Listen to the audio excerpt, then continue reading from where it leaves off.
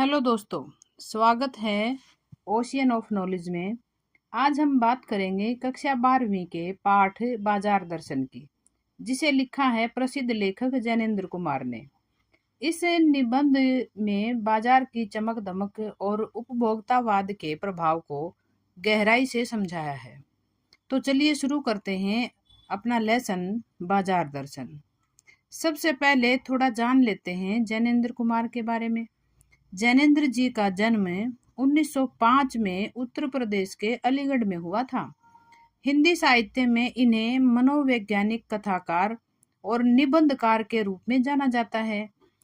इनकी रचनाएं जैसे सुनीता, त्यागपत्र और जड़ की बात गहरी वैचारिकता और साहित्यिक लालित्य का संगम है। बाजार दर्शन में उन्होंने उपभोक्तावाद की जादुई शक्ति को दार्शनिक और कहानी के अंदाज में प्रस्तुत किया है। बाजार दर्शन एक ऐसा निबंध है जो बाजार की आकर्षक दुनिया और इसके मनुष्य पर प्रभाव को उजागर करता है। जैनेन्द्र जी कहते हैं कि बाजार की चमक धमक मनुष्य को अपनी ओर खींचती है, उसे गैर जरूरी चीजें खरीदने के लिए प्रेरित करती है।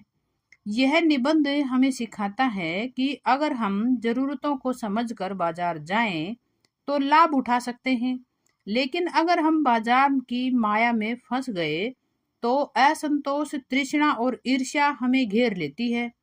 लेखक इसको एक जादुई शक्ति कहते हैं जो आंखों के रास्ते से मन में उतर जाता है और मन को नियंत्रित कर लेता है। जैनेन्द्र जी अपनी बात को रखने के लिए अपने मित्र और उनकी पत्नी का उदाहरण देते हुए कहते हैं कि उनके एक मित्र अपनी पत्नी के साथ बाजार में जरूरी सामान लेने गए, लेकिन बाजार की चमक में फंसकर उन्होंने इतना गैर जरूरी सामान खरीद लिया कि घर लौटने के लिए रेल का टिकट खरीदने के पैसे भी नहीं बचे। यह दिखाता है कि बाजार का जादू हमें अपनी जरूरतों से भटका देता है। जैनेन्द्र जी एक अन्य उदाहरण के साथ और हमें समझाते हैं भगत जी के माध्यम से। निबंध में जो भगत जी का किरदार है, जो बाजार की चमक धमक को नजरअंदाज करता है, वे केवल अपनी जरूरत की चीजें सामान ही खरीदते हैं, जैसे जीरा और नमक खरीदते हैं, बाकी चीजों को व्यर्थ मानते हैं। भगत जी का संयमी व्यवहार हमें सिखाता है कि बाजार में नियंत्रण जरूरी है। जैनेन्द्र जी पैसे की शक्ति के बारे में कहते हैं कि पैसा एक परचेजिंग पावर है। कुछ लोग इस शक्ति का प्रदर्शन करने के लिए अनावश्यक चीजें खरीदते हैं, क्योंकि बैंक बैलेंस कोई नहीं देखता। अनावश्यक वस्तुएं देख करके उसके बैंक बैलेंस और पैसे की शक्ति का अनुमान लगाया जाता है, जिससे उसका अहम तुष्ट होता है। लेखक बाद में इस एहसास पर पहुंचता है कि ये जो अनावश्यक वस्तुएं हैं, ये हमारे जीवन में खलल डालती हैं। लेखक बताते हैं कि बाजार का जादू आंखों के रास्ते मन को प्रभावित करता है। अगर हम खाली मन लेकर बाजार जाएं तो हर चीज हमें जरूरी लगती है और हर चीज को खरीदने के लिए हमारा मन ललायत हो उठता है। उन वस्तुओं की ओर हमारा मन आकर्षित होने लगता है। लेकिन अगर हमारा मन भरा हुआ हो और तो हम अपने जरूरत की चीजें ही खरीद पाएंगे।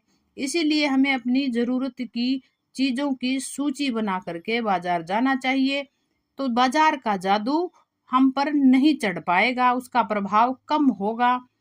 अब जैनेन्द्र जी कहते हैं कि बाजार के जादू से बचने के लिए हमें क्या उपाय करने चाहिए। जैनेन्द्र जी हमें सुझाते हैं, बताते हैं कि बाजार जाने से पहले हमें अपनी जरूरतों का एक खाका तैयार करना चाहिए। केवल वही सामान खरीदना चाहिए जो जरूरी हो। अनावश्यक खरीदारी से बचने के लिए संयम और बुद्धिमत्ता की जरूरत होती है। लेखक बाजार के पोषण करने वाले अर्थशास्त्र को अनीति शास्त्र कहते हैं, क्योंकि यह सिर्फ मनुष्य की खपत को बढ़ाता है, ना कि मानवीय मूल्यों को। अर्थशास्त्र मानवीय मूल्यों को गिराता है, क्योंकि एक व्यक्ति का नुकसान दूसरे व्यक्ति का फायदा करवाता है, एक की हानि और दूसरे का लाभ। तो हम इसको नीति शास्त्र नहीं कह सकते, यह तो अनीति शास्त्र हुआ जो मानवीय मूल्यों को गिरा रहा है, सिर्फ और सिर्फ बाजार को ही बढ़ावा दे रहा है, इसलिए इसको अनीति शास्त्र कहा गया है। बाजार दर्शन केवल बाजार की बात ही नहीं करता, बल्कि यह समाज और व्यक्ति के व्यवहार पर भी प्रकाश डालता है। लेखक कहते हैं कि बाजार की चमक में फंसकर लोग दिखावे और प्रतिस्पर्धा की दौड़ में शामिल हो जाते हैं। इससे असंतोष, ईर्ष्या और छल कपट बढ़ता है। भगत जी जैसे संयमी लोग समाज में शांति और संतुलन लाने में मदद कर सकते हैं। यह निबंध हमें सिखाता है कि हमें अपनी जरूरतों को समझना चाहिए और बाजार की माया से बच करके संयमित जीवन जीना चाहिए। दोस्तों, बाजार दर्शन हमें यह सिखाता है कि बाजार एक ऐसी जगह है जो हमारी जरूरतों को पूरा कर सकता है, लेकिन अगर हम बिना सोचे समझे इसकी चमक में फंस जाएं तो यह हमें असंतोष की ओर ले जाता है। तो अगली बार जब आप बाजार जाएं तो अपनी जरूरतों की सूची बनाएं, संयम रखें और बुद्धिमानी से खरीदारी करें। अगर आपको यह वीडियो पसंद आया है, बाजार दर्शन लेसन समझ में आया हो, तो ओशियन ऑफ नॉलेज को सब्सक्राइब करें, लाइक करें और अपने दोस्तों के साथ शेयर करें। अगली वीडियो में मिलते हैं एक नए पाठ के साथ, एक नए ज्ञान के साथ, आपके ज्ञान के सागर में वृद्धि करने के लिए। तब तक बने रहें हमारे साथ। धन्यवाद।